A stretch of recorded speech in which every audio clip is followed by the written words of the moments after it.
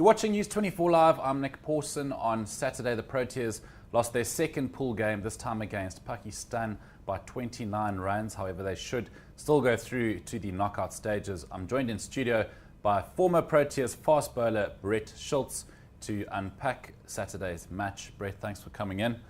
Thanks, Nick. Great to be here. Good to see you. And as a former fast bowler, there was a lot on show, particularly from the Pakistani left-hand quicks. You used to be a left-hand quick. But let's first focus on the Proteas. It seems like when the heat is on, the guys crumble. What was your take? Yeah, I mean, it's the second time around that we've batted second and the pressure's been on and we seem to have crumbled and the opposition's got on top of us and we seem the pressure has shown and we haven't come out on top.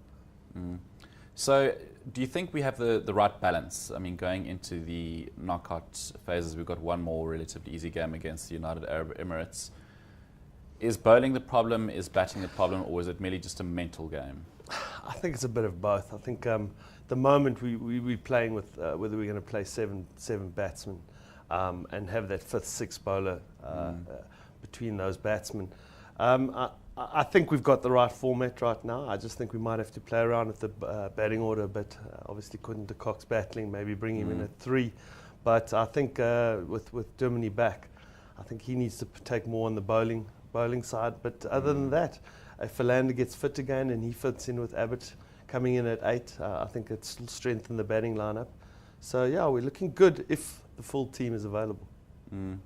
So with the batting lineup, you mentioned Quinton de Kock, he has been struggling. We do seem to have this habit in South African cricket of persevering with guys. Quinton de Kock is a very different one for me personally. I've watched him and he's a very, very talented individual. He, in this format, this knockout format, can come good at the right time. He's one of those type of players who can win you a match. So I think we need to really stick with him and show confidence in him. Maybe taking him the pressure off him a bit and batting him at 3 and let us get off to a start will be a good way for us to change. But as a former left-hand quick bowler yourself, and the decks that you get in Australia, New Zealand, obviously you're familiar with them. What do you make of our sort of current dynamic of left-hand, I beg your pardon, of pace bowlers that the Proteas have?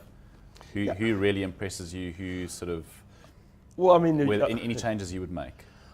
Not at the moment. Obviously, we've got a left-hander in the mix in Parnell who hasn't come and has really had some bad games and he's really under pressure.